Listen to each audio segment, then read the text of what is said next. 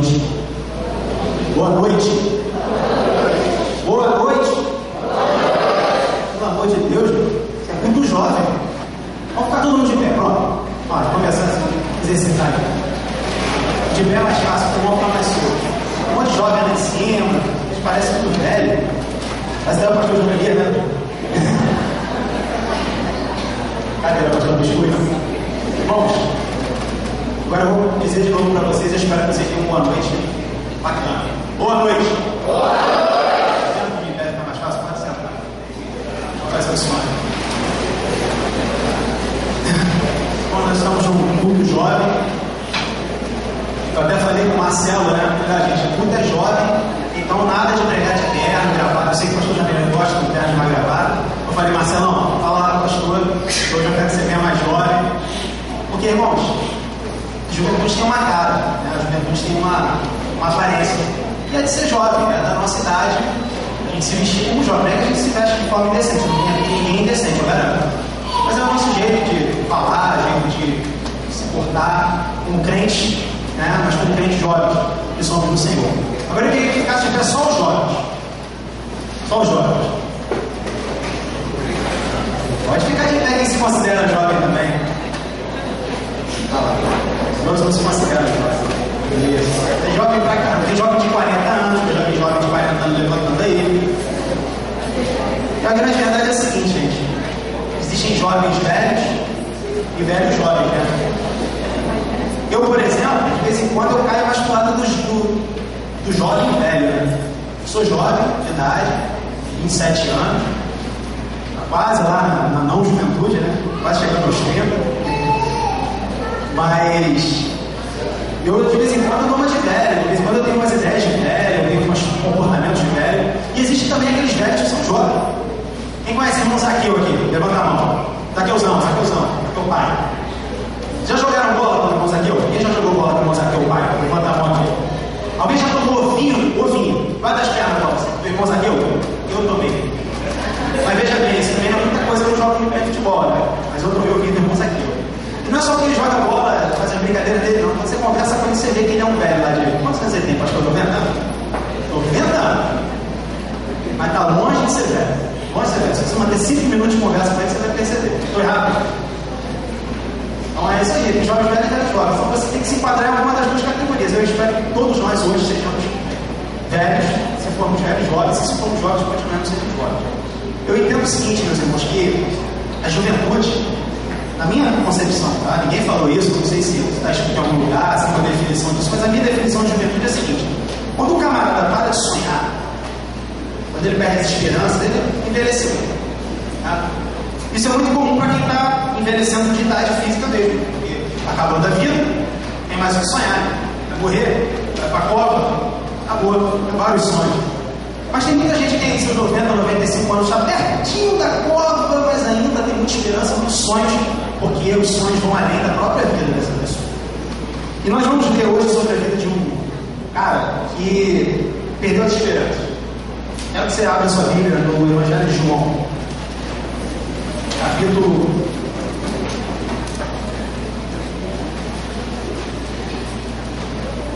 20, versículo, a gente vai ler do versículo 19 ao versículo 31. Quando você vai abrindo, eu vou contando para vocês em que contexto está essa história. História não, né? História é uma verdade que aconteceu de fato, é um fato histórico. Jesus tinha sido preso pelos soldados do templo, os soldados romanos, foi levado para ser julgado por Roma, pelos chefes dos sacerdotes, condenados. Vocês já conhecem mais ou menos a história, pediram que soltasse Barrabás, ao invés de Jesus, mandaram crucificar Jesus. Jesus foi crucificado, sofreu, e os discípulos viram todas aquelas cenas, viram ele sendo surrado, sendo preso, surrado, humilhado, crucificado e morrendo. Viram Jesus morrendo, entregando o Espírito, morrendo. E tinha passado já esse período, né? E aí ele foi crucificado na sexta-feira. No domingo, a Maria Madalena, uma das discípulas de Jesus, foi procurar lá, foi ver o corpo de Jesus para tratar do corpo, né? Que era uma atividade normal dos judeus, só que ela não poderia ter feito isso no no sábado, né? Jesus foi crucificado na sexta-feira, mas ele não dava tempo de preparar o corpo de Jesus, porque já chegaria o sábado, e para os judeus o sábado é sagrado, não poderiam fazer esse tipo de trabalho, nem ficar em mortos, né? Você não ficaria impuros e não poderiam participar da Páscoa, que era a festa que estaria acontecendo. Né? Então, ela foi lá no domingo, acabou o sábado, passou o sábado, aquela festividade toda. Maria Madalena foi ao sepulcro no domingo para continuar com a história, porque afinal de contas Jesus tinha morrido, então para todo mundo ia continuar assim, Jesus estava morto mesmo, só que Jesus era muito amado pelos seus discípulos. E apesar dele ter dito que iria ressuscitar, e até onde se entendia ele não havia ressuscitado, nada disso tinha acontecido, então os discípulos continuavam com sua vida normal, mas eles amavam Jesus, já tinham muito respeito por Jesus. Maria Madalena não era diferente disso. Então ela foi ao sepulcro. Quando ela chegou lá, ela viu o sepulcro aberto, 2 varões de branco, eram anjos, perguntando para ela assim: ô Maria, por que você está chorando? Qual o motivo do choro? E ela fala que levaram o Senhor dela. E quando ela se vira, ela vê um homem, achava que era um jardineiro, um porteiro, né? Um homem que cuidava dos sepulcros, do jardim, onde Jesus foi sepultado. E o homem pergunta a mesma coisa para ela: mulher, por que chora? Está vendo? E ela diz: porque levaram o meu Senhor. Aí ela acha que o cara que está olhando para ela é o jardineiro. Então ela pergunta: se foi você que levou o meu Senhor, me diz onde é que está o corpo para eu vou lá buscar. E aí, aquele jardineiro que não era nenhum jardineiro, era o próprio Senhor Jesus, vira para ela e diz: Maria, chama ela pelo nome. Ela reconhece que é o Senhor Jesus, porque as ovelhas reconhecem a voz do seu pastor, né? Ela reconhece que é o mestre, ela abraça o mestre. E aí Jesus manda ela avisar para os discípulos que ele estava vivo, que ele ia se encontrar com os discípulos. Só voltando um pouquinho, vou ler o versículo 18.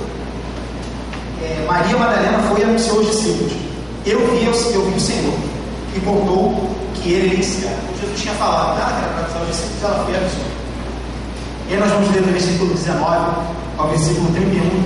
Provavelmente a gente vai parar aqui no meio para falarmos mais algumas coisas. Versículo 19, assim diz a palavra de Deus: ao cair da tarde daquele primeiro dia da semana, estando os discípulos reunidos a portas trancadas, por medo dos judeus, Jesus entrou, pôs-se no meio deles e disse: paz seja com vocês. Tendo dito isso, mostrou-lhes as mãos e o lado. Os discípulos alegraram-se quando viram o Senhor. Novamente Jesus disse: paz seja com vocês. Assim como o Pai me enviou, eu os envio. E com isso soprou sobre eles e disse: recebam o Espírito Santo. Se perdoarem os pecados de alguém, estarão perdoados. Se não os perdoarem, não estarão perdoados. Aí versículo 24. E agora entra em cena o nosso personagem da noite, Tomé, um dos discípulos de Jesus. Tomé, chamado Dídimo, um dos 12, versículo 24. Não estava com os discípulos quando Jesus apareceu. Os outros discípulos lhe disseram: vimos o Senhor. Mas ele lhes disse: se eu não vir as marcas dos pregos nas suas mãos, não colocar o meu dedo onde estavam os pregos e não puser a minha mão no seu lado, não crerei. Vamos parar por aqui por enquanto, depois a gente continua. Então a gente está falando de Tomé. Tomé é um camarada muito parecido com muitos de nós aqui. Tomé não tem nada de errado não, é um camarada igual a todo mundo.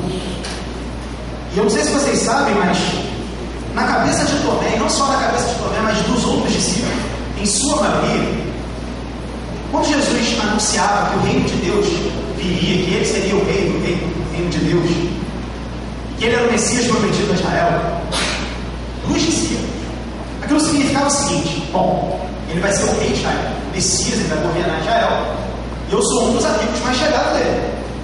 Então o que vai acontecer comigo? Quando Jesus for rei de Israel, vai dominar tudo, vai botar Roma para correr, e aí vai ter que ter ministro nesse reino aí, vai ter que ter gente para ajudar a coordenar esse reino aí. Jesus não vai coordenar isso tudo sozinho. Então, se eu estou aqui nesse grupinho, eu vou me dar bem, estou no esquema. Você é ministro de alguma coisa, ministro da agricultura, ministro da fazenda, você de alguma coisa aí. É alguma coisa nessa história. Então, eles tinham muitas esperanças no coração deles. Não só esperanças, vamos dizer assim, financeiras, esperanças de status social, mas esperanças de uma vida muito melhor do que eles tinham. Eles eram governados por Roma, eram quase escravos de Roma, eles eram subjugados a Roma, tinham que obedecer tudo que Roma dissesse que tinha que fazer. Então, para eles era uma libertação de tudo aquilo que eles estavam vivendo, de toda aquela humilhação, o orgulho deles como judeus voltaria a renascer, né? E Jesus era essa esperança deles. E para Tomé não era diferente. Tomé tinha isso na cabeça: olha que beleza, eu vou me dar bem nessa história. E com certeza vai dar tudo certo, porque Jesus cura as pessoas, porque Jesus tem poder para andar sobre as águas, porque Jesus vai lá e manda a tempestade para, a tempestade para. Ele ressuscitou um morto, cara. Já viu isso acontecer uma vez? Bom, se ele conseguiu fazer isso tudo, ele vai conseguir ser o rei de Israel. Ele vai botar Roma para morrer com ele. Um desejo que ele tem, ele bota Roma para morrer, vai dar tudo certo. A gente está feito, não tem como perder. É a vitória garantida para a gente. Vai dar tudo certo. E tudo vem caminhando dessa forma. Até que de uma semana para outra, Jesus começou a mandar uns papos estranhos, assim, para os caras. Ó, seguinte, eu vou morrer, tá entendendo? Eu vou ressuscitar no terceiro dia. O filho do homem vai ser entregue, e vai dar problema ali, vocês vão ser perseguidos, não sei o que. Aí aquilo já começou a soar estranho para os discípulos. Tanto é que Pedro, quando Jesus fala que vai morrer, ser crucificado, Pedro fala: de modo nenhum vão te matar, Senhor. Eu não vou deixar isso acontecer, tá doido? E quando Jesus foi preso, de fato, Pedro foi para cima. Pegou lá a faca e cortou ele de soldado. Ele já queria ir para a briga. Para ele era guerra, era tomar Roma, era tomar Israel ali de volta, era dominar de novo. Então, isso é o que eles tinham em mente. Jesus era essa esperança, de ser o rei. Mas de uma semana para outra começou a mudar o papo. Começou a mudar o papo de reino para morte. Começou a mudar o papo de uma coisa para outra, já não era aquele sucesso todo, agora ele vai morrer. E caramba, não era bem o que eu esperava. Jesus não era exatamente o que eu estava achando. Até que se concretiza, na sexta-feira ele é preso. E ele é preso sem oferecer resistência. Vamos lá, se ele fosse aquele Messias que eles estavam achando que ele era, o que ia acontecer? Ele não ia deixar ser preso de nenhum, ele ia fugir, ele ia reunir um exército para. Ele ia ser preso talvez, mas talvez ele fosse preso morto, não ia ser preso de qualquer forma. Ia se defender. Mas aí não foi isso que aconteceu. Os soldados chegaram para pegar Jesus, Jesus se entregou, sem oferecer resistência. Quer dizer, aí o cara tem uma esperança naquele homem que disse que ia acontecer. Ele dedicou 3 anos da vida dele, Tomé, e os outros discípulos, mas a gente está falando aqui especificamente de Tomé. Dedicou 3 anos da vida dele a esse homem, a esse projeto de vida que ele tinha na cabeça dele, que os outros discípulos tinham, e de repente tudo foi por água abaixo. De futuro ministro de alguma coisa, ele agora era um homem perseguido em Israel, ele tinha medo, porque tinham prendido Jesus, agora iam pegar ele também. Então tudo mudou. Era isso que ele tinha na cabeça. Então Tomé, que era um cara jovem, que era um cara que tinha esperanças, que tinha sonhos, que tinha projeto, de repente estava tudo por água abaixo e a esperança dele se foi. E ele ficou velho.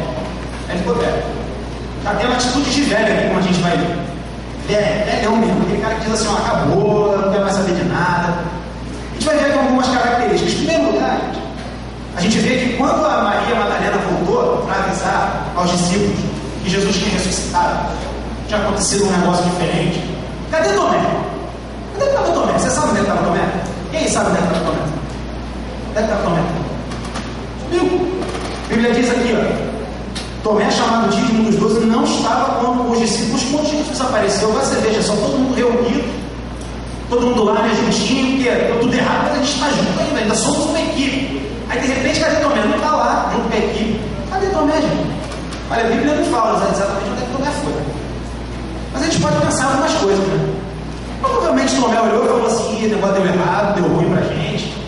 Eu vou sair pela tangente aqui, vou ver minha vida, vou ver meu lado aqui, escapar, né? O negócio é não ser preso pelo João, que aconteceu que é ruim pra mim. Eu vou retomar minha vida, meus projetos, vou ver o que eu faço. Pode ter pensado nisso. Tomé pode ter entrado em depressão. Pode ter entrado em depressão, vai. Deu tudo errado, agora 3 anos jogado fora. O que eu vou fazer na minha vida, hein? Pensamento de férias, né? Não vou fazer isso, não vai de fazer nada. Mas ele não estava junto com as pessoas, ele estava isolado, sozinho, sem esperança, com uma vida de muitas pessoas aqui nessa noite. Tenho certeza, tem um monte de gente aqui que está assim, sem esperança, desanimado com a igreja, desanimado com a Bíblia, a freguesia. Não, lá, não estou gostando muito, não sei mais o que vai ser, sem muitos projetos, sem sonhos, sem nada. Tem gente até que está aqui essa noite, está desesperançoso do próprio Senhor Jesus. Cara. Eu creio nele, mas não vejo nada acontecer, minha vida não muda muito, tem muita coisa interessante acontecendo. Então, e tem muita gente assim como o Tomé, vivendo nessa situação que o Tomé está vivendo aqui. E aí ele diz para os discípulos uma coisa interessante, né? Você veja, os discípulos viram para ele e disseram assim: ó Tomé, nós vimos o Senhor. Nós vimos o Senhor. Ele ressuscitou, ele apareceu para nós. esperança de Tomé tinha ido por água abaixo mesmo, ele estava completamente destruído nas emoções dele, mais profundas. Imagina, você está num grupo de 12 pessoas, um traidor foi embora, agora tem 11, você é um dos 11, então agora, além de você, tem 10. Aí tem 10 pessoas, mais as mulheres, vamos botar só os discípulos homens aí. Tem 10 homens que viram para você, depois de toda aquela situação, e dizem assim: ó, nós 10 vimos o Senhor vivo. Tomé, nós vimos. Olha, você pode até ficar meio assim, preocupado, mas não foi uma pessoa nem duas que viram, não, foram 10, mais mulheres. Aí ele pergunta, provavelmente, o texto não diz, mas provavelmente Tomé pergunta para eles assim: ó, mas vocês tocaram para ver se era o Senhor? Vocês pegaram na mão dele para ver se era Jesus mesmo? Pode ter sido um impostor, pode ter sido alguém tirando sarro com a cara de vocês, pode ter sido alguma coisa assim. Porque a Bíblia diz lá no versículo 22, no versículo 20, que quando Jesus apareceu aos discípulos pela primeira vez, enquanto Tomé não estava no meio deles, Jesus mostrou as mãos e o lado. Não foi assim que ele apareceu e eles achavam que era Jesus, não, eles tocaram em Jesus. Fizeram a mão lá nas feridas e viram que era Jesus. Então provavelmente Tomé perguntou, pelo contexto aqui da conversa dele: vocês viram se era ele? Os discípulos disseram sim, provavelmente disseram sim. Lógico que colocamos e era Jesus, tinha certeza. Os 10, todo mundo aqui viu. E aí Tomé diz uma coisa incrível, né? Uma situação dessa, diz assim: se eu não vi as marcas nas mãos, marca dos pregos nas suas mãos, não colocaram o meu dedo onde estavam os pregos, se não puseram a minha mão no seu lado, não creio. Isso é, se eu só estiver vendo ele, eu não vou crer. Eu tenho que tocar para ter certeza que eu não acredito em você. Desse jeito aí que vocês estão falando, eu não acredito. Então a esperança de Tomé já não era nenhuma, acabou a esperança. Porque numa situação dessa, em que você está numa situação assim destruída, né? Jesus tinha dito que ele iria ressuscitar os mortos, que o projeto dele era para além daquela vida, que o projeto de Jesus tinha a ver com a ressurreição, que ele iria ressuscitar depois de 3 dias. Aí de repente alguém vira para você quando você está triste, vendo que nada deu certo, e diz assim: olha, o projeto de Jesus funcionou, ele está vivo. Ele disse que ia ressuscitar e ressuscitou, a gente viu, está vivo. O que era para você sentir numa situação dessa? Alegria, né? Opa, deu tudo certo. Então ele está vivo mesmo? Então eu não joguei meus 3 anos fora? Então vai estar tudo normal como estava antes? Então beleza, ótimo. Mas não foi essa atitude de Tomé, como a de muitas pessoas aqui, a de muitos de vocês aqui, sem esperança, sem sonho, podem vir te dar a melhor notícia do mundo. Você não vai acreditar, você está velho, sua mente está velha, você não acredita mais em nada, você já tem um sonho, tem um projeto, acabou, sua vida não significa mais nada para você. Não é verdade? E aí vamos continuar lendo o texto, porque algo mudou nessa história. Uma semana mais tarde, não passou uma semana, não foi no mesmo dia, uma semana depois, os seus discípulos estavam outra vez ali e Tomé com eles. Então provavelmente os discípulos disseram assim: você não acredita não? Então vamos fazer o seguinte, você fica com a gente, cola com a gente, não sai de perto não, não se isola não, fica com a gente, você vai ver se ele vai aparecer outra vez. Fica com a gente, você só vai acreditar vendo, você fica com a gente. Mas ele ficou com eles, né? Até a semana seguinte. Aí continuando no versículo 26: apesar de estarem trancadas as portas, Jesus entrou, pôs-se no meio deles e disse: paz seja com vocês. E Jesus disse a quem? A Tomé. Não foi a João, não foi a Pedro, foi a Tomé. Tomé, imaginando Jesus, né? Já chegou olhando para Tomé, né? Sabia o que Tomé tinha dito? Então, Tomé, dá uma chegada aqui, pertinho. Aí Jesus disse para ele: coloca o seu dedo aqui, veja as minhas mãos, estenda a mão e coloque no meu lado. Pare de duvidar e creia. Versículo 28. Disse-lhe Tomé: Senhor meu e Deus meu. Então Jesus lhe disse: porque me viu, você creu? Felizes os que não viram e creram. Jesus realizou na presença dos seus discípulos muitos outros sinais miraculosos que não estão registrados nesse livro, mas estes foram escritos para que vocês creiam que Jesus é o Cristo, o Filho de Deus, e crendo tenham vida em seu nome. Amém? Então, gente, Tomé tocou. A prova que ele precisava ele teve. Jesus estava vivo. E Jesus dá uma chamada nele e diz assim: porque você viu, você creu, felizes os que não viram e creram. Eu quero falar com vocês hoje, além dessa questão da nossa falta de esperança, né, da nossa situação na vida que cada um aqui está, a gente precisa entender que a experiência de Tomé deve ser a experiência de cada um que diz que é cristão, diz que crê em Jesus. Se você não passou por essa experiência de Tomé, talvez não da mesma forma que Tomé, mas se você não passou por essa situação, por esse conceito que Tomé passou, então você não é cristão. Você acha que é, você não é. Eu vou explicar para você. A Bíblia diz que existe uma base para a nossa fé. Nós somos cristãos, todos aqui, né? A maioria. São cristãos, se dizem cristãos, creem em Jesus. Né? Mas existe lá em 1 Coríntios, Paulo vai dizer que a base da nossa fé é a ressurreição de Jesus. É o fato de que Jesus ressuscitou. O que isso significa? Significa o seguinte: se pudessem provar que Jesus não ressuscitou, se alguém encontra o corpo de Jesus e pode provar, seria uma coisa bem difícil de acontecer, mesmo que fosse uma verdade, mas seria um negócio difícil de fazer. Mas vamos supor que encontrasse o corpo de Jesus e Jesus está lá. Ó, está aqui o corpo dele, ele não ressuscitou nada, tudo isso é uma história, uma mentira. Então isso significa, segundo Paulo, que a nossa fé acabou. Pode fechar a Bíblia da freguesia, cada um vai para sua casa, vai ser budista, vai ser espírita, vai ser o que você quiser. Mas cristão você não precisa ser, porque a fé cristã se baseia em um fato histórico de que Jesus ressuscitou. Se isso não é verdade, se você não acredita nisso, ou se isso para você não é difícil de acontecer, Jesus ter ressuscitado, então você não é cristão, sua fé não tem valor nenhum.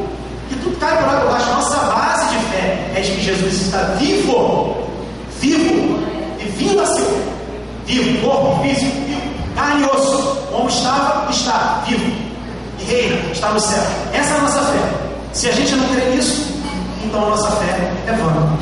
Isso iria acontecer com Tomé, se Tomé não visse Jesus. A fé dele acabou, a vida dele em Deus acabou. Não tinha mais razão nenhuma dele participar da igreja, dele ser cristão. Ele não crê na ressurreição. O que eu quero dizer para vocês é que a ressurreição é a base da nossa esperança, é a base da nossa fé. Seja você jovem, adulto, velho, a base da sua vida, se você é cristão, é o fato de que Jesus ressuscitou. Combinaram isso? Entenderam esse detalhe? Agora tem outro detalhe aqui na vida de Tomé também, além do fato da ressurreição ser a base da fé dele, a partir de então. Tem um outro detalhe, no versículo 28, Tomé tem uma atitude diante daquela experiência em que ele vê Jesus ressurreto. Ele tocou em Jesus e descobriu que Jesus tinha ressuscitado, que aquilo era verdade, Jesus estava vivo. Então ele tem uma atitude diante daquilo. Versículo 28, que diz esse versículo? Disse-lhe Tomé: Senhor meu e Deus. Mas olha que mudança que aconteceu agora aqui na mente de Tomé, de uma hora para outra, de uma hora para outra. Jesus era o futuro Messias, queria dar a Tomé tudo aquilo que ele queria na vida, ia ser o rei de Israel, o Messias prometido a Israel, um homem poderoso, um homem de Deus. Jesus era isso, um grande profeta, um homem de Deus, o Messias prometido. E aí Jesus morre na cruz. Então agora para Tomé, Jesus já não é isso tudo, nem tão Messias assim ele era. Ele não tomou o reino de Israel, então já não é nem Messias, era só um grande profeta, um homem de Deus. E aí ele vê que Jesus está ressurreto. Olha a atitude de Tomé: Senhor meu e Deus.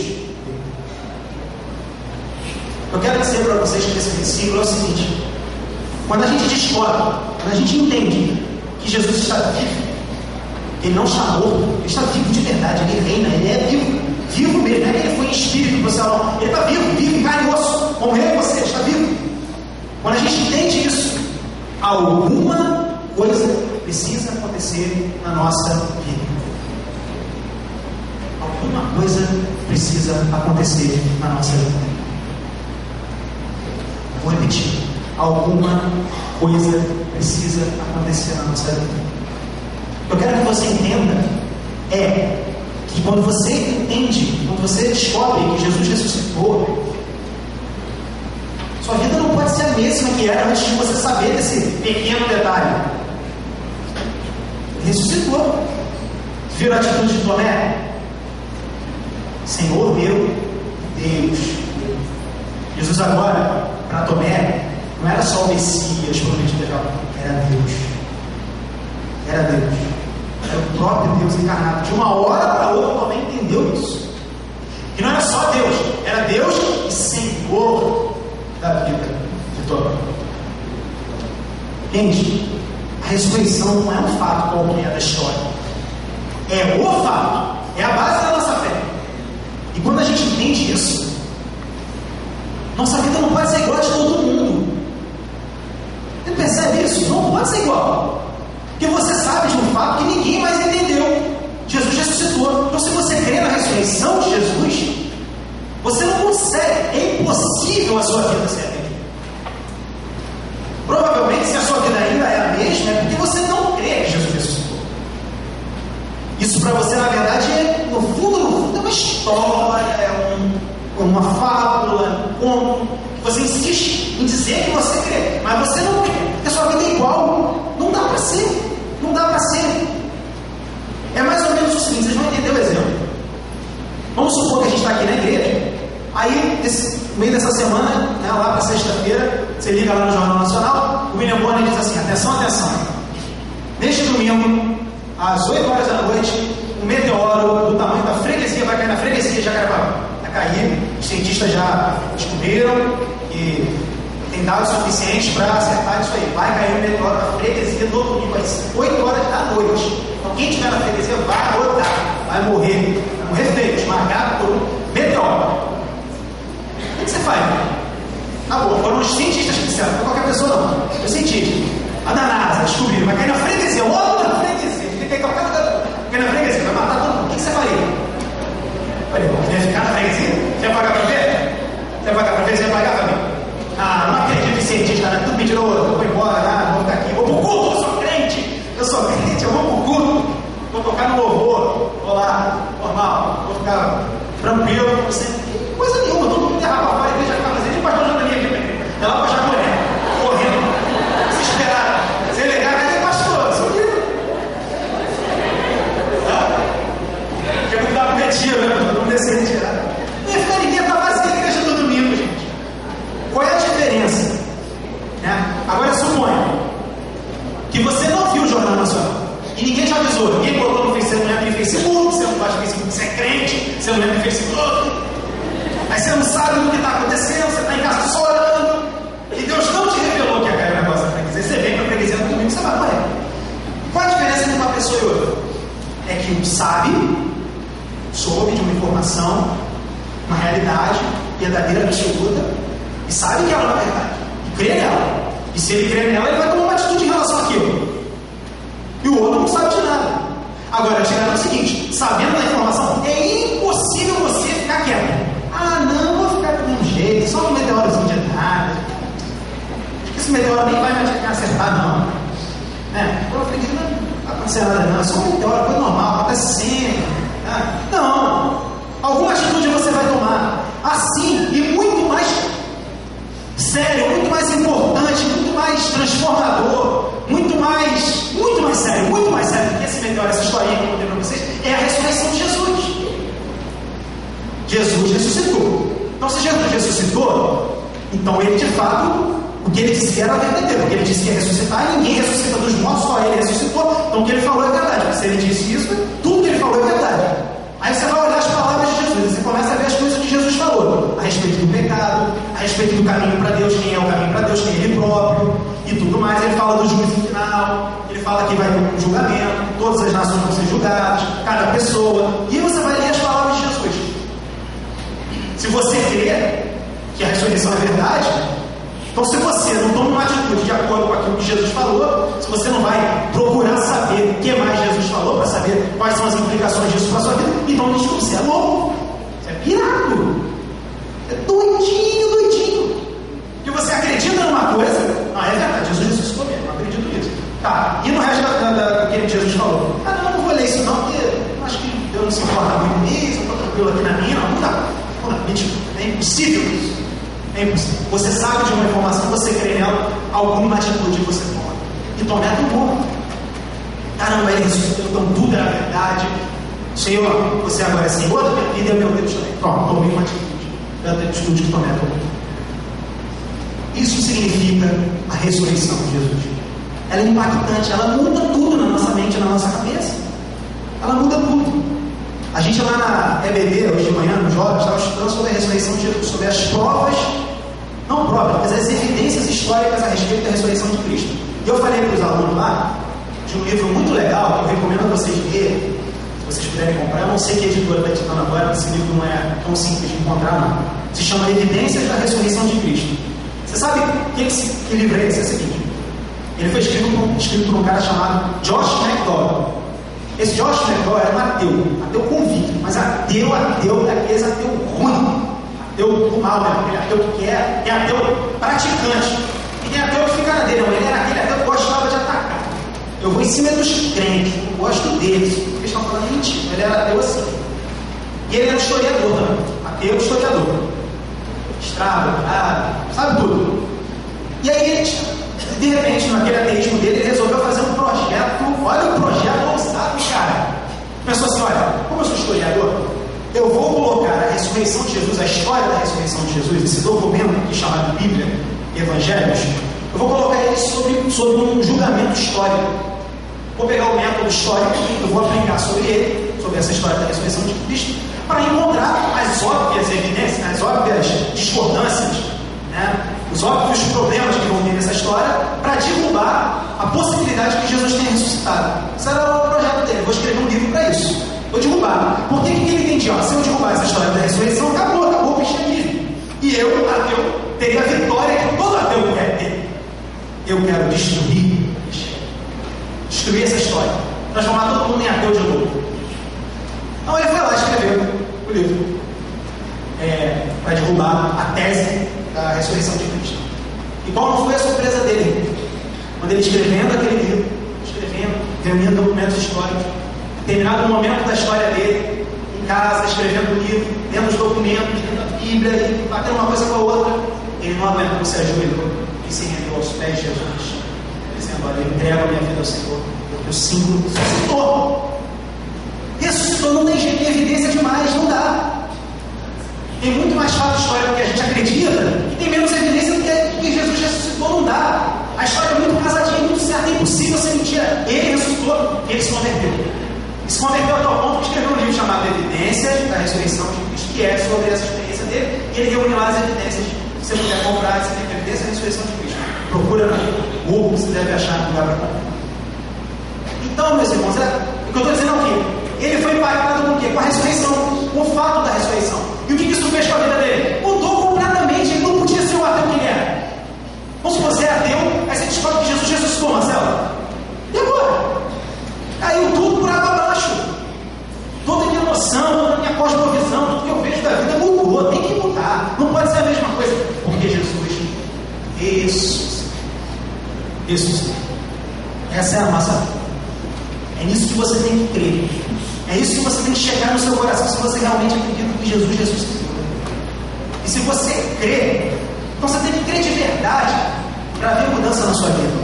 Porque o Jesus ressurreto na sua vida não deixa a sua vida igual para sempre. Eu garanto que não deixa.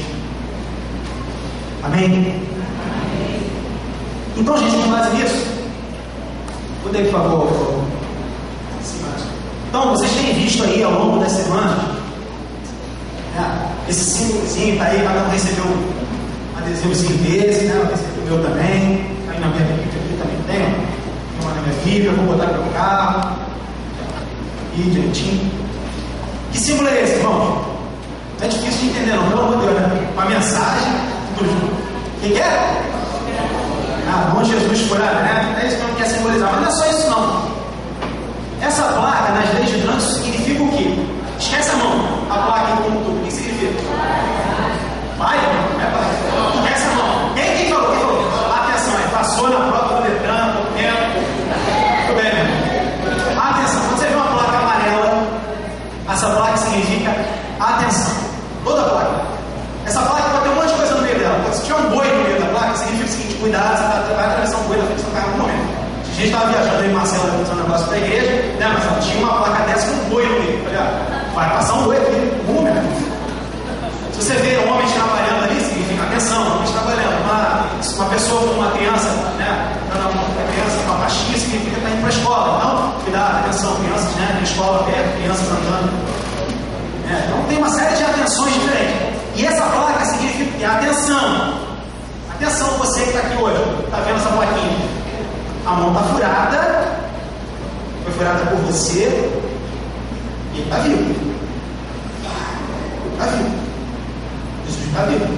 Então, repara na sua vida que Jesus está vivo. As decisões que você vai tomar tem que passar por esse fato, tem que passar por isso aí, você tem que pensar a respeito desse assunto. Você não pode desconsiderar esse assunto. Jesus ressuscitou, mas deixa para lá, não tem como.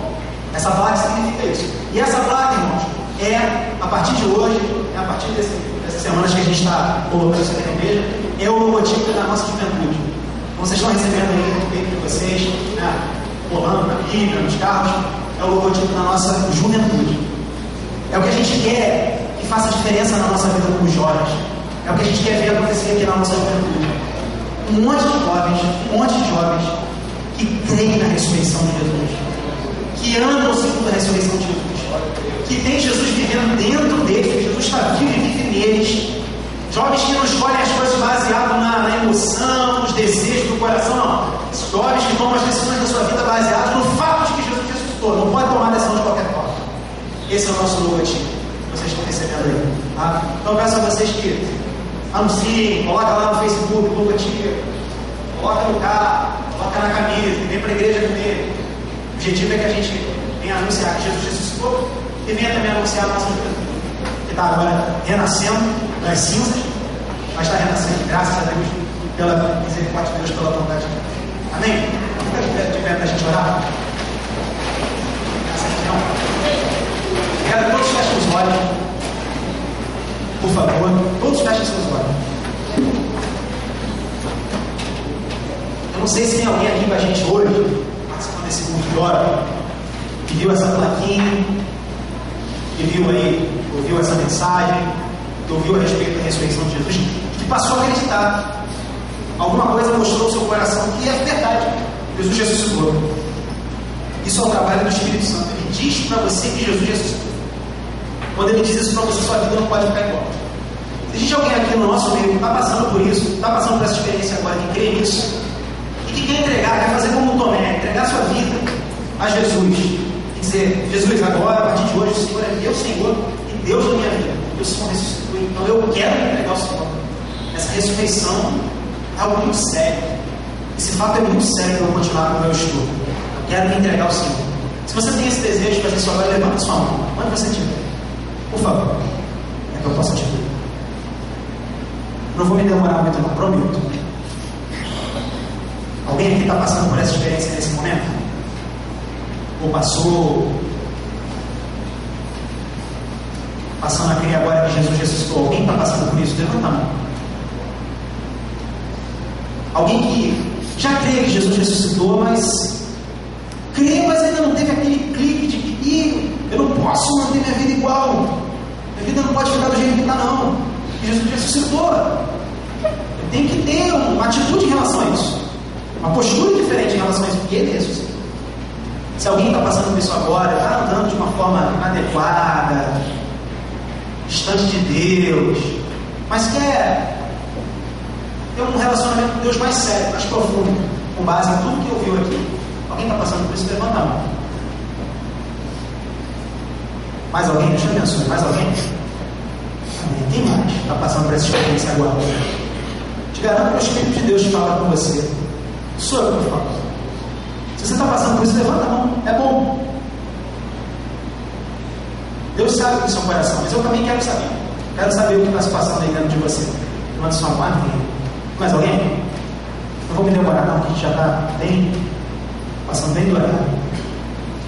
Eu quero chamar as pessoas que levantaram a mão para virem aqui à frente, rapidinho. Rapidinho. Chega aí, chega aí. Só lá em cima. Vamos pulo aqui. Vamos orar juntos.